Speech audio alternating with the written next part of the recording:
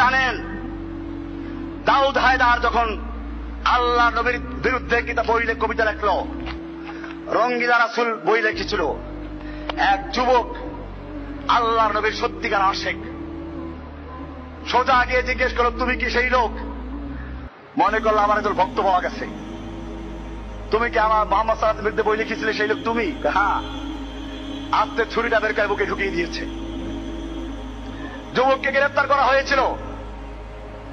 দুনিয়ার সমস্ত মুসলিম উকিলরা তাকে শিখিয়েছিল, তুমি বলো ফাঁসির রায় হয়ে গেছে, তুমি খালি বলো যে আমি ওই সময় মানসিক ভারসাম্য হারিয়ে ফেলেছিলাম। যুবক কি বলেছিলেন?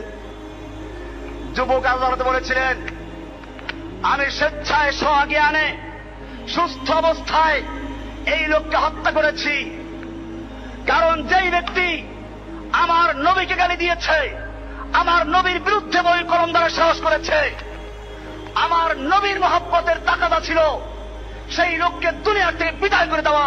আমি সেজন্য বুঝে শুনে সুস্থ স্বজ্ঞানে হত্যা করেছি। এজন্য যে আমার ফাঁসি হয় আমি মাথা বেঁধে রাজি আছি। এ সার কটকর সিরে পায়ে মোহাম্মদ লে যায়, মারনা উসি কো কাহতে হে মারনা যায়।